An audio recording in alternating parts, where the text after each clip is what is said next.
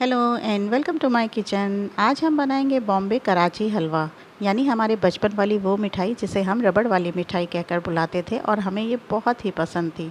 बच्चों को अक्सर ये मिठाई बहुत ही पसंद आती है, तो आप भी इसे घर पर ट्राई कीजिए। बहुत ही आराम से और बहुत ही कम समय में ये मिठाई बनकर तैयार हो जाती है।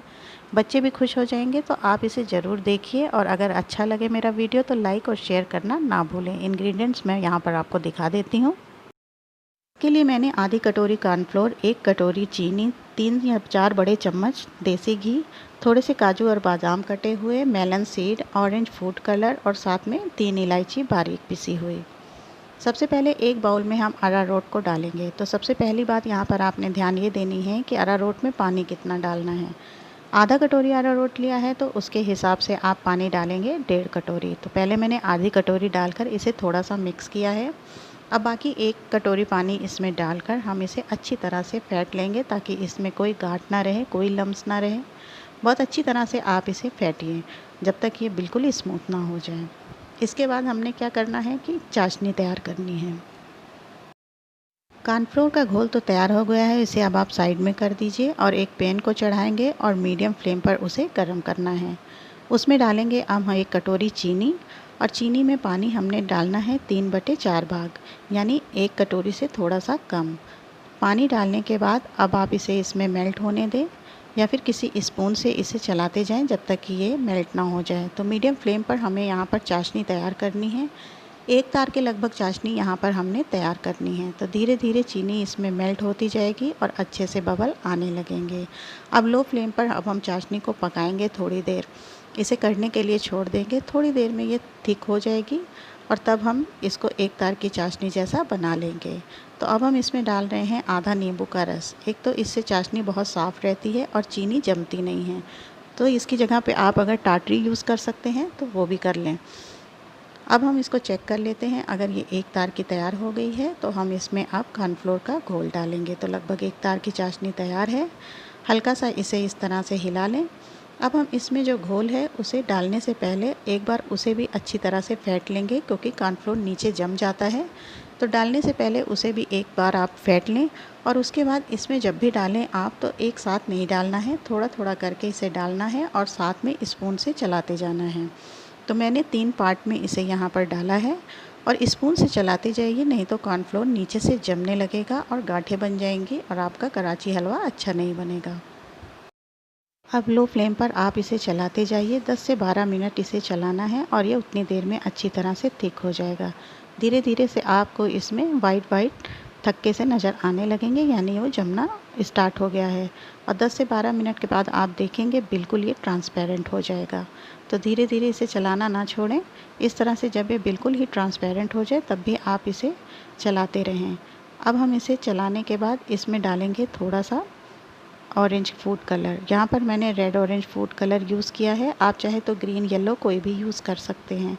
इलायची का पाउडर भी इसी स्टेज पर डालकर दोनों को मिक्स करें।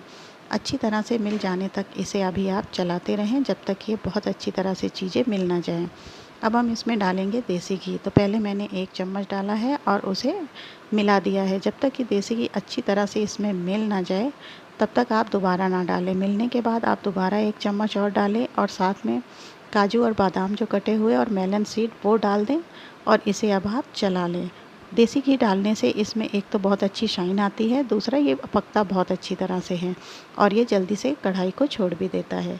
तो अब हम डालेंगे यहाँ पर 2 चम्मच घी और, यानी लगभग आप इसे 35 मिनट तक पकाएंगे, तब आपका ये कराची हलवा तैयार होगा।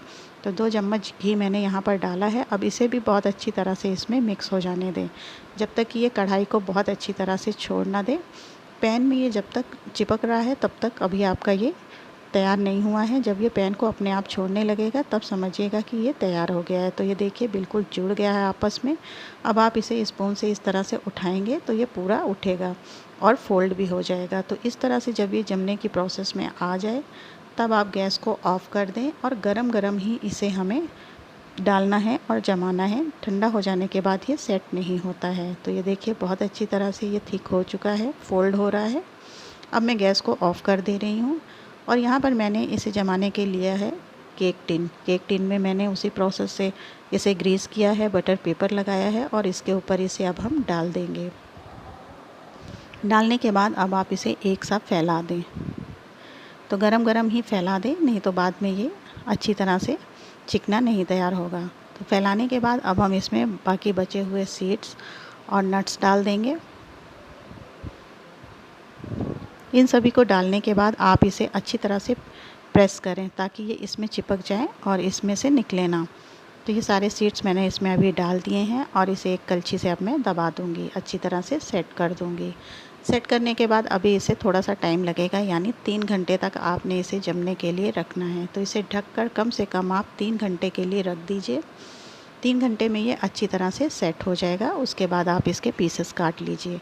अगर नॉर्मल टेम्परेचर है तो आप इसे बाहर ही रहने दीजिए 3 घंटे के लिए, और अगर टेम्परेचर थोड़ा गर्म है तो आप फ्रिज में इसे 2 घंटे रख सकते हैं। तो मैंने अभी इसे बाहर ही रखा है और 3 घंटे के बाद अब मैं आपको दिखाऊंगी कि ये कैसा जमा है और कैसा बना है। 3 घंटे के बाद ये अच्छी तरह से सेट हो गया है। अब हम इसे पहले किनारों से थोड़ा सा छुड़ा लेंगे, किसी चाकू से या फिर किसी भी पतली चीज़ से आप इसे इस तरह से छुड़ा लीजिए। और उसके बाद जब आप इसे पलट कर निकालेंगे तो ये बहुत ही आराम से निकल भी जाता है। निकालने के बाद अब हम इसका ये बटर पेपर आराम से हटा देंगे। तो देखने में ये बिल्कुल जेली की तरह लग रहा है और खाने में भी बहुत ही टेस्टी लगता है। अब हम इसे सीधा कर दे रहे हैं, तो देखिए बिल्कुल टूटेगा नहीं क्योंकि ये अच्छी तरह से सेट हो चुका है। अब हम आपको इसके पीसेस भी कट करके दिखा रहे हैं। तो कितने आराम से ये देखिए इसके पीसेस भी अलग हो रहे हैं। और इस तरह से आप इसे पीसेस में काट लीजिए। आप इसे स्टोर करके फ्रिज में रख सकते हैं, 10 से 15 दिन तक आप इसे खा सकते हैं। अपनी मनपसंद शेप में आप इसे काट कर रख सकते हैं। तो यहाँ पर मैंने इसे स्क्वायर कट किया है क्योंकि मार्केट में ये स्क्वायर ही मिलते हैं। तो बच्चों की तो ये पसंदीदा मिठाई है और बड़ों की भी। आप इसे घर में ज़रूर ट्राई कीजिए क्योंकि आपने देख ही लिया है वीडियो में कि कितना आसान तरीका है इसे बनाने का।